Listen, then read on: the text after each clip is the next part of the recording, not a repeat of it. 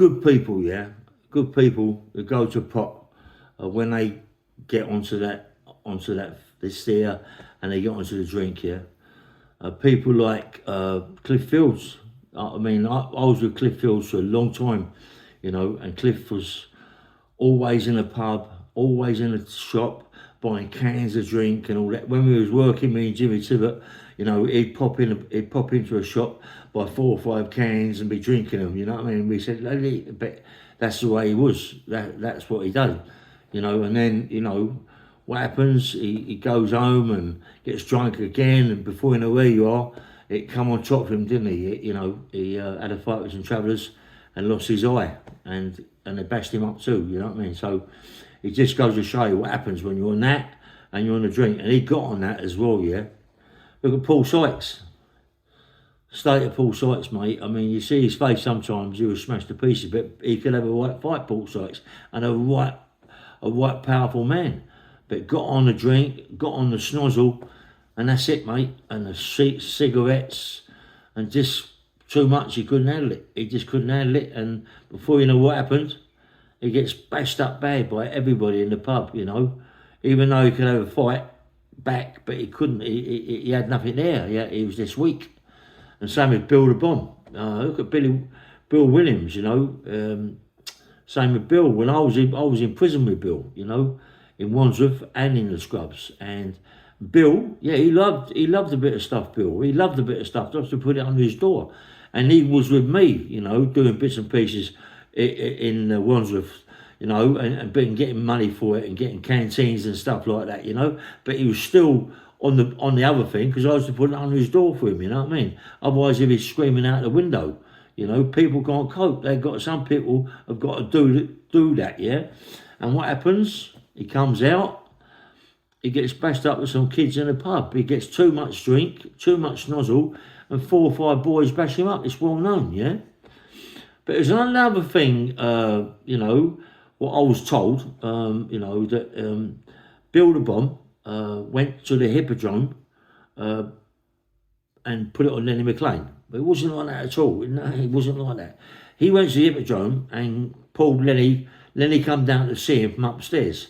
And then Lenny took him upstairs, right? But what it was, Lenny borrowed him some money. He had no money, right? He was out there in a cab.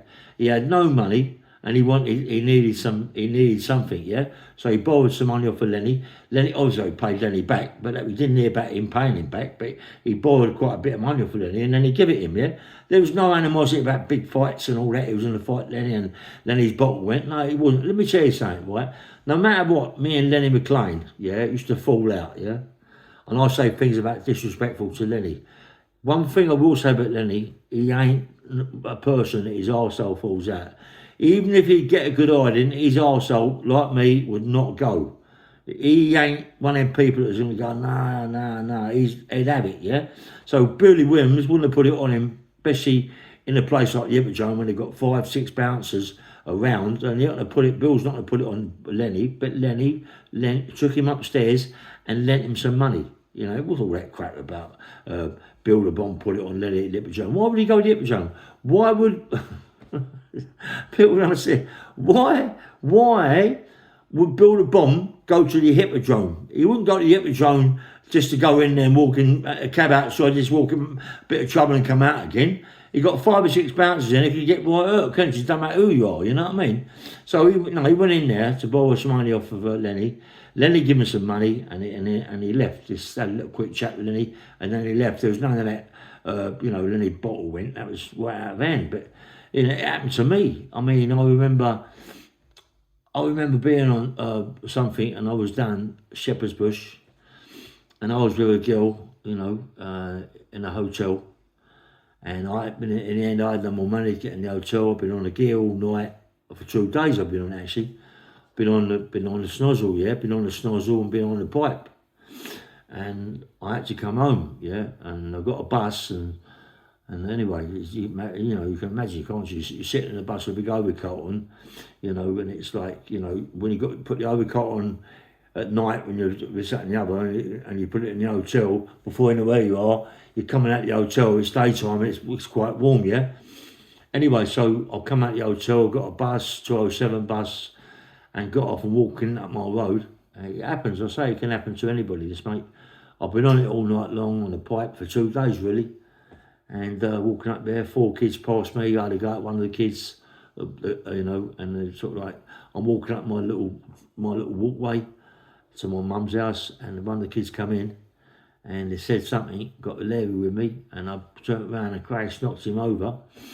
But before I knew where I was, I got set about, you know what I mean? They cut on my mouth, cut on my eyes, you know, grabbed me around the back of the neck, like one round the back, hit me around the face, you know, and it's what happens, you know. And I got in my house, and my mum said, "You've been bashed up, haven't you?" I went, no. She said, "You've been bashed up. Someone's bashed you up." And it was unusual. My mum never seen it before me get bashed up like that, you know what I mean? But being bashed up by kids.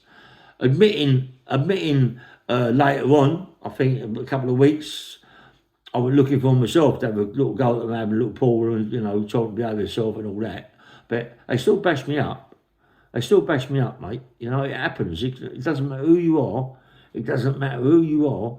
If you get on that gear and the snozzle and all that, you will get bashed up sooner or later. I don't care. You know what I mean? You're going to get bashed up sooner or later. And that's what happened to me. And it happened to Paul Sykes.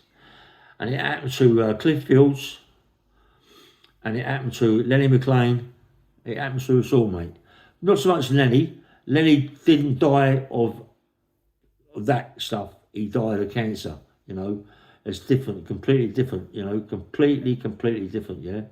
But as I say, Cliff Fields and Build-A-Bomb, Paul Sykes, even myself, I've got a good eye, well, a couple of good eyes really, being on that thing, you know what I mean? But that's what happens. And as far as Lenny McLean's concerned, you know, me and Lenny never ever got on, but I will not disrespect him and say that Build-A-Bomb put it on him, because he didn't put it on him, he borrowed some money.